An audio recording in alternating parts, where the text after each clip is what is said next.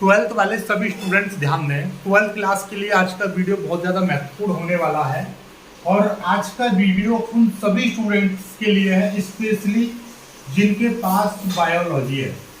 ऐसा क्यों? मैं बायोलॉजी वालों के लिए क्यों बता रहा हूँ? क्योंकि ट्वेल्थ पीसीएम और एक होते हैं आपके पीसीबी वाले स्टूडेंट। मैं ट्वेल्थ की बात कर रहा हूँ, ठीक है। उनमें एक समस्या बहुत ज़्यादा होती है कि जब वो डेरिवेशन करते हैं तो उस समय पर कुछ में समाकलन लगता है। क्या लगता है? समाकलन। कहीं कहीं पर अवकलन लगता है और ये जानकारी उनको होती नहीं है। इवन ऐसा समझ लीजिए कुछ स्टूडेंट तो 12th क्लास मैथमेटिक्स के भी ऐसे होते हैं क्योंकि उन्होंने अभी तक समाकलन पढ़ा नहीं। जब समाकलन नहीं पढ़ा और फिजिक्स के पहले चैप्टर के डेरिवेशन से ही समाकलन लगना स्टार्ट हो जाता है काफ़ी डेरिवेशंस में, तो वहाँ पर बड़ी समस्या आती है। अभी मैंने इससे पहली वाली वीडियो में एक डेरिवेशन कराया था, वैद्युत द्विध्रुव को एक समान वैद्युत क्षेत्र में घुमाने में किया गया कार्य, तो उसमें भी आपका समाकलन का यूज हुआ था। तो आज वो चीज़ समझ लीजिए, समाकलन के वो फॉर्मूले समझ लो जो फिजिक्स के डेरिवेशन में काम आते हैं। पूरी फिजिक्स की बात बता रहा हूं मैं, ठीक है। चलिए तो देखिए, दो चीजें मैं आपको बताऊंगा। पहले समझते हैं समाकलन। आप देखिए, ये आपका ये जो चिन्ह है, ये जैसे कि ये आपका जोड़ होता है, ये आपका घटाव होता है, और ये आपका भाग होता है, और ये आपका गुणा होता है। ठीक उसी प्रकार से ये वाला जो चिन्ह है ये समाकलन का होता है, ठीक है। अब ये समाकलन का चिन्ह जैसे मैं कह रहा हूं, ये x की पावर n है और इसका मुझे इस तरह से समाकलन करना है। तो देखिए, इसको पढ़ने का तरीका समझो। ये कह रहा है इस x का, यानी कि इस वेरिएबल का x के सापेक्ष अवकलन करो, सॉरी x के सापेक्ष समाकलन करो, ठीक है।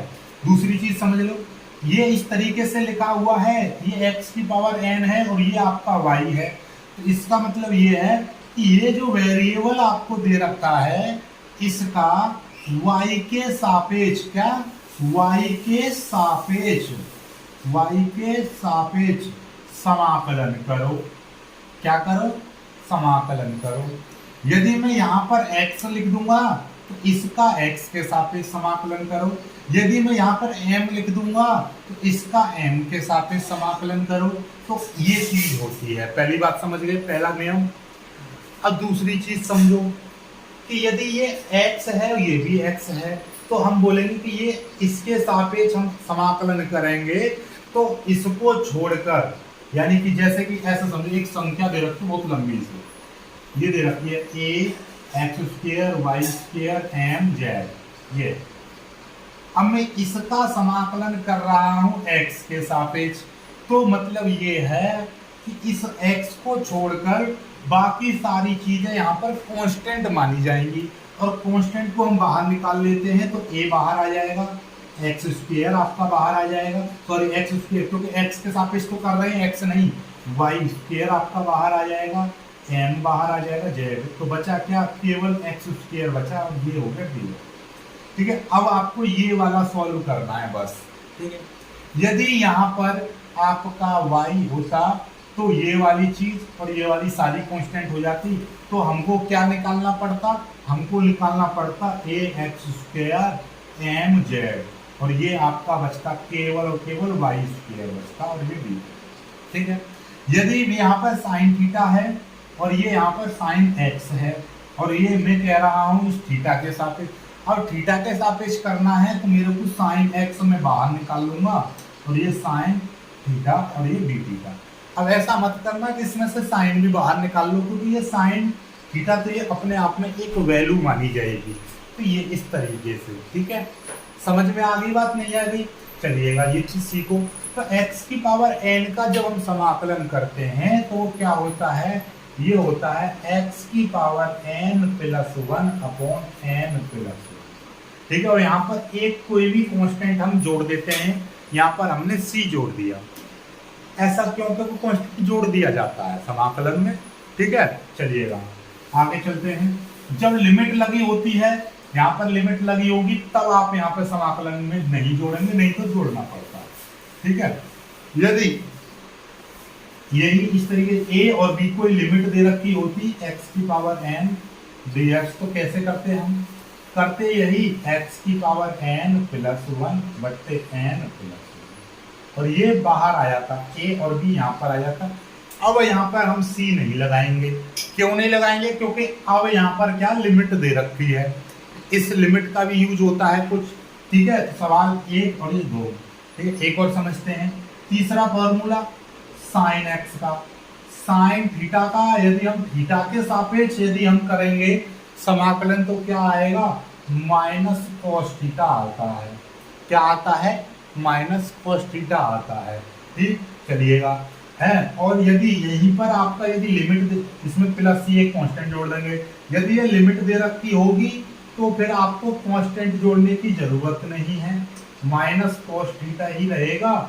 लेकिन हम यहाँ पर इस तरीके से a और b इस तरह से लिख देंगे। इस a और b का मतलब भी अभी समझाऊंगा, सुनते रहो। बस 3 फॉर्मूले, एक और फॉर्मूला मैं आपको बताऊं, ज्यादा फॉर्मूला नहीं, केवल एक और लिख लीजिए। 4 एक हो गया साइन थीटा, एक कॉस थीटा का सुन लीजिए। कॉस थीटा का यदि मैं करूंगा तो इसका होता है साइन थीटा। क्या होता है? साइन थीटा प्लस सी जोड़ देंगे। यदि a और b होता तो यहाँ पर आप क्या कर लोगे, आप साइन थीटा, और ये इस तरीके से आया है। ठीक, तो बस ये फॉर्मूले हैं, केवल ये फॉर्मूले आपको पढ़ लेने। अब इनका भी मतलब समझो, a और b का मतलब क्या होता है, ऐसे समझते हैं। चीजों को सीख लो आज। यदि मैं यहां पर कहूं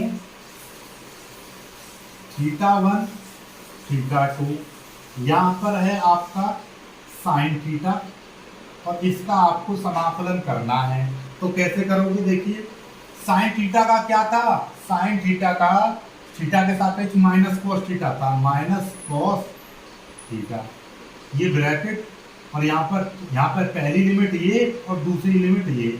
ठीक है, पहली बात, इस माइनस को बाहर ले लेंगे तो क्या आ जाएगा, कॉस थीटा, θ1 θ2, इस तरीके से। ये माइनस का तो बाहर है। अब देखिएगा ध्यान से, इस लिमिट को करने का क्या तरीका, इसको बोलते हैं अपर लिमिट। इसको बोलते हैं क्या, अपर लिमिट। इसको बोलते हैं लोअर लिमिट।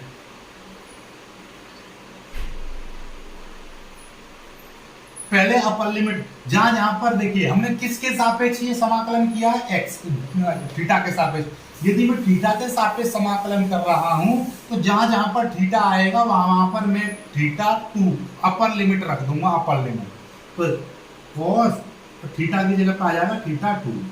बीच में माइनस ही लगाना है, कोई भी चीज आ जाओ, अपर लिमिट रखने के बाद माइनस लगाते हैं, फिर लोअर लिमिट रखते हैं। इसी फंक्शन में जहां पर थीटा आ रहा है वहां पर θ1 लोअर लिमिट रख देंगे, θ1 ये आ जाएगी।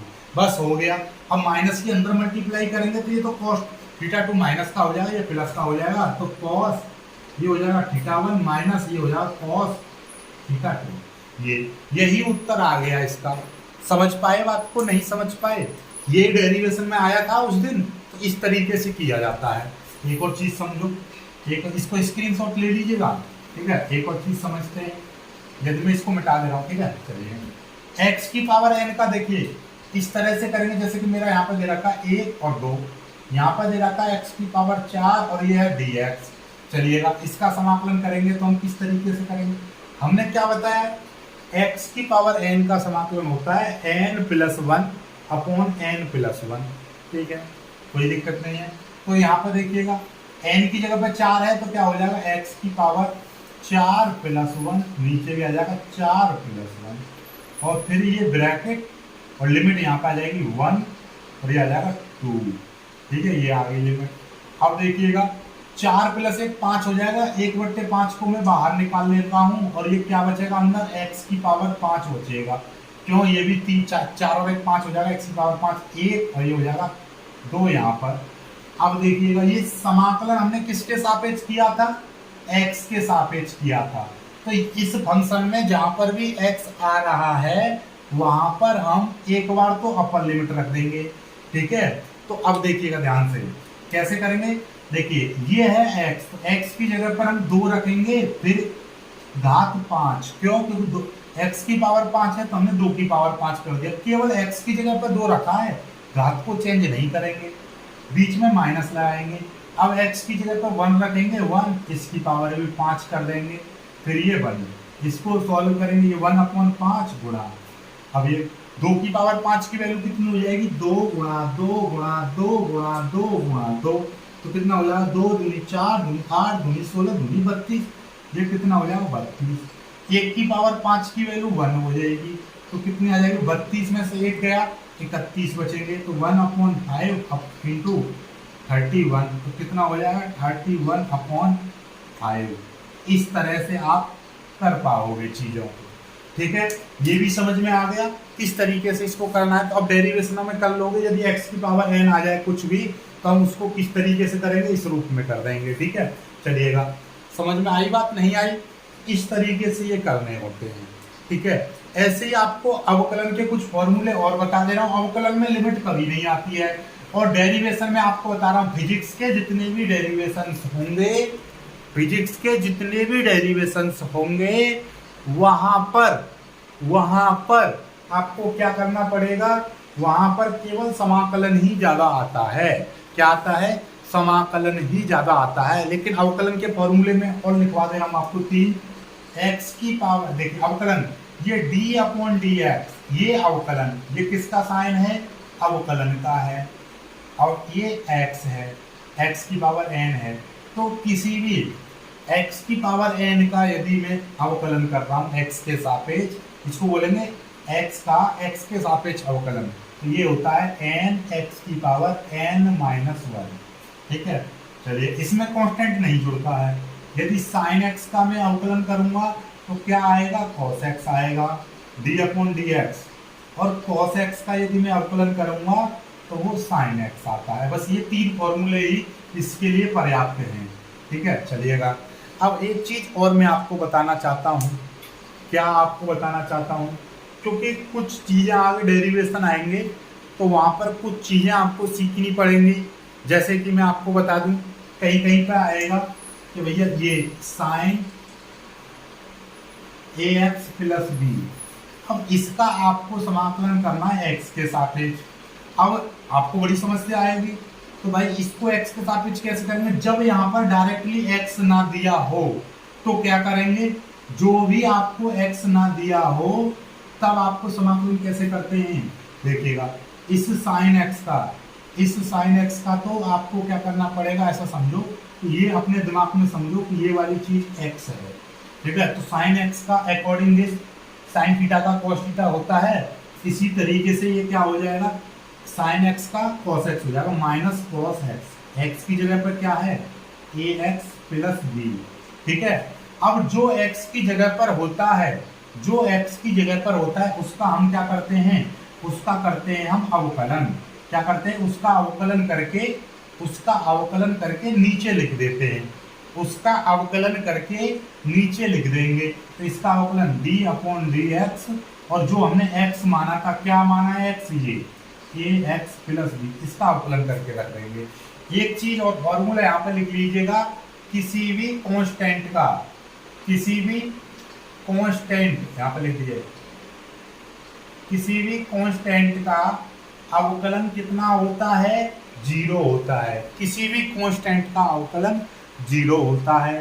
तो समाकलन भी समझ लो, किसी भी कांस्टेंट का समाकलन यदि करेंगे तो उस कांस्टेंट का जिसके सापेक्ष करेंगे, जैसे मैं x के सापेक्ष कर रहा हूं, तो कांस्टेंट के साथ वो x आ जाएगा, x है तो x आ जाएगा, यदि यहाँ पर y होता तो यहाँ पर y आ जाएगा, यहाँ पर z है तो z आ जाएगा, ठीक है, ये चीज, ठीक। चलिएगा, ऐसे ही जब इसका हम पूरा करेंगे तो minus cos ax + b into, चलिए 1 में लिख देंगे, ax का अवकलन क्या होगा, आपको मैं बता दूं, हाँ डायरेक्टली एक चीज और सीख लो, d/dx x, x का x के सापेक्ष अवकलन 1 होता है, क्या होता है, 1 क्यों होता है ये भी सीख लो, क्योंकि x की पावर d/dx, x की पावर यहाँ पर है 1, और फॉर्मूला क्या था अवकलन का, n इंटू एक्स की पावर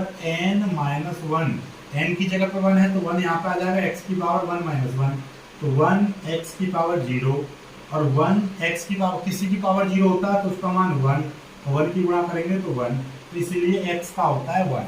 ठीक है, चलिएगा। तो यहाँ पे देखिए ये कांस्टेंट है तो कांस्टेंट तो बाहर आ जाएगा, तो इस x का अवकलन कितना हो जाएगा, 1 हो जाएगा। ठीक है, चलिएगा। और ये वाला केवल कांस्टेंट, ध्यान से समझो, चीजों को सीखो। कैसे सीखेंगे यहाँ पे, पहले इसको करने से पहले चलिए मैं आपको सिखा दे रहा हूँ। इसका ये कांस्टेंट है b का डायरेक्टली करेंगे तो ये 0 हो जाएगा। क्यों? क्योंकि इसमें आप कहोगे सर इस a का भी तो 0 होना चाहिए क्योंकि ये भी कांस्टेंट है। ना मुन्ना ना, हमने क्या बताई थी, केवल कांस्टेंट होगा तब उसका 0 होगा। लेकिन यहाँ पे तो x भी तो आ रहा है, जब x आ रहा है तो x का तो 1 हो जाएगा, a अपने आप में बाहर निकल जाएगा। ठीक है, ऐसे समझो, भी समझना चाहता हूँ आपको। यदि ऐसे समझो, मैं कहना चाह रहा हूँ कि d/dx, यदि मैं कह रहा हूँ यहाँ पर 5 है तो इसका अवकलन 0 हो जाएगा। d/dx यहाँ पर है z, तो इसका भी 0 हो जाएगा। क्यों? क्योंकि ये कांस्टेंट कहलाएगा, क्योंकि x को छोड़कर बाकी सारे कांस्टेंट। यदि मैं d/dx, यदि यहाँ पर x की पावर 5 है तो क्या हो जाएगा, 5x की पावर एक घात कम कर देंगे 4, क्योंकि n x की power n minus one, 5x की पावर 5 में से गया 4। ठीक है, एक चीज और सीखो, यदि मैं यहाँ पर दे रहा हूँ 2x की पावर 5 है, तब आप क्या करोगे, आप ये मत सोचो कि 2 का 0 कर दोगे, नहीं। इसका मतलब ये हो गया, पहले 2 को तो बाहर निकाल लो, d/dx और x की पावर 5। ठीक है, अब क्या हो जाएगा, 2 इस x की पावर 5 का क्या हो जाएगा, 5x की पावर 4, क्योंकि 5 नीचे आ जाएगा और एक घात कम हो जाएगी, 5 दूनी 10, तो इसका अब क्या हो जाएगा, 10x की पावर 4। इस तरीके से कर लेंगे समाकलन अवकलन। ठीक है, तो अब आप कोई भी डेरिवेशन आएगा तो उसमें साइन कोस टेन थीटा का समाकलन अच्छे से अप्लाई कर पाओगे। ठीक है, वीडियो पसंद आया हो तो लाइक करना, शेयर करना और चैनल को सब्सक्राइब जरूर कर लीजिएगा। जय।